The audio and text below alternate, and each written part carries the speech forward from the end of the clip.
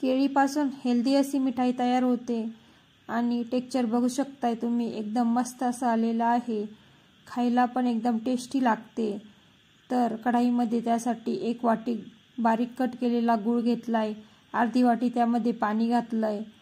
गुळाचा पाक बनवताना एकदम कमी गॅस ठेवून सुरुवातीला गूळ पाण्यामध्ये वितळून घ्यायचा. गूळ पाण्यात वितळल्यानंतर फक्त 2 मिनिटांसाठी एक उकळी काढून घ्यायची. एकदा की गुळाचा पाक उकळला की जास्त न आटवता साईडला काढून ठेवायचा. त्यानंतर पुढच्या रेसिपीसाठी एक हेवी बॉटम असलेली कढाईमध्ये 2 चमचे तूप घेतलंय. संपूर्ण रेसिपीमध्ये आपल्या गरजेप्रमाणे तूप वापरायचं. तूप वितळल्यानंतर कढाईमध्ये 1 वाटी गव्हाचं पीठ घातलंय. थोडासा कमी जास्त गॅस करून गव्हाचे पीठ तुपामध्ये भाजून घेते. केळीची बर्फी ही एक झटपट बनणारी मिठाई आहे. खाण्यासही पौष्टिक आहे. लहान मुलांना स्नॅकमध्ये देण्यासाठी बेस्ट ऑप्शन आहे. मध्यम असा गॅस ठेवून गव्हाचं पीठ आलटून पालटून भाजून घेतलंय. हलकासा पिठाचा कलर पण चेंज झालेला दिसतो. तर पीठ 70 ते 80% भाजलेलं दिसलं की त्यामध्ये आपल्याला पाव वाटी गरा घालायचा. येथे आपल्याला एकदम बारीक असा गरा वापरायचा आहे.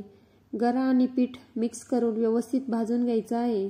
गव्हाचे पीठ भाजण्यासाठी थोडासा जास्त वेळ लागतो, त्यामुळे गव्हाचं पीठ 70 ते 80% भाजलं की त्यानंतर त्यामध्ये गरा टाकलेला आहे आणि आता सोबतच दोन्ही भाजून घ्यायचं आहे. जोपर्यंत कमी गॅसवर पीठ आणि गरा व्यवस्थित भाजतंय तोपर्यंत साईडला केळीची प्युरी करून घेत आहे. त्यासाठी 4 पिकलेल्या केळी घेतलाय आणि त्या मिक्सरला फिरवून घ्यायच्या आहे. बऱ्याचदा केळी जास्त पिकतात आणि त्या खायला नकोशा वाटतात. अशा केळी आपण फेकून देतो.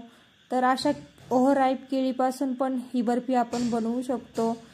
केळी जेवढ्या जास्त पिकलेल्या असतात तेवढ्या त्या जास्त गोड लागतात. अशा अतिप्रमाणात पिकलेल्या केळी खायला तर चांगल्या लागत नाही, पण बर्फी आणि स्मूथीमध्ये खूपच चांगल्या प्रकारे वापरता येतात. मिक्सरच्या भांड्यात घेतलेल्या 4 केळीची पाणी न घालता पेस्ट करून घेतलेली आहे. ती साईडला ठेवून दिली. तोपर्यंत बाजूला बघितलं तर आपला कमी गॅस हा चालूच होता आणि कमी गॅसवर आपले पीठ आणि गरा भाजलेला दिसतोय. तर संपूर्ण पीठ आणि गरा भाजण्यासाठी 10 ते 12 मिनिटं लागतात. त्यानंतर त्यामध्ये मिक्सरमधून काढून घेतलेली जी केळीची प्युरी होती ती ॲड केली. सर्व व्यवस्थित मिक्स केलं. त्यानंतर 1 चमचा तूप घालून सर्व परतून घेते. केळीची प्युरी घातल्यानंतर मध्यम गॅस ठेवून 2-3 मिनिटांसाठी सर्व व्यवस्थित भाजून घेतलंय.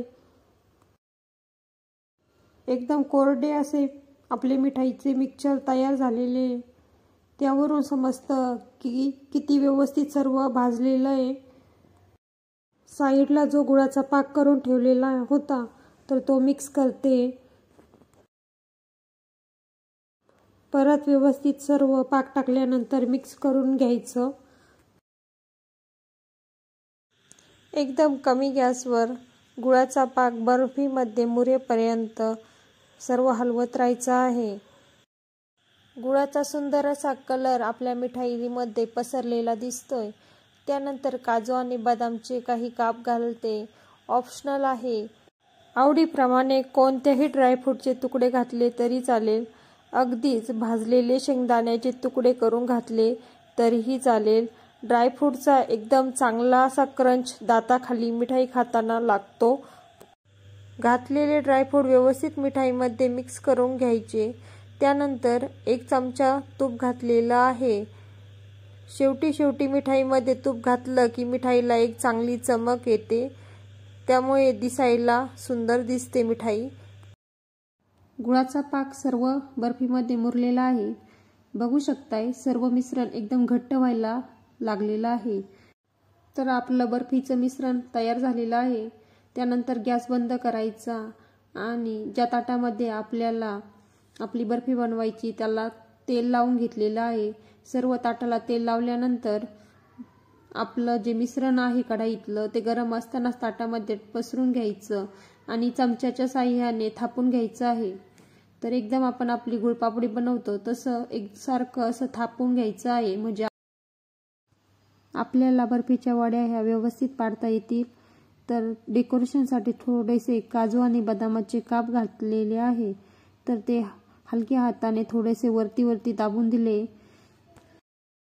मिठाई सेट केल्यानंतर थंड होण्यासाठी 3-4 तास फ्रीजमध्ये ठेवून दिली.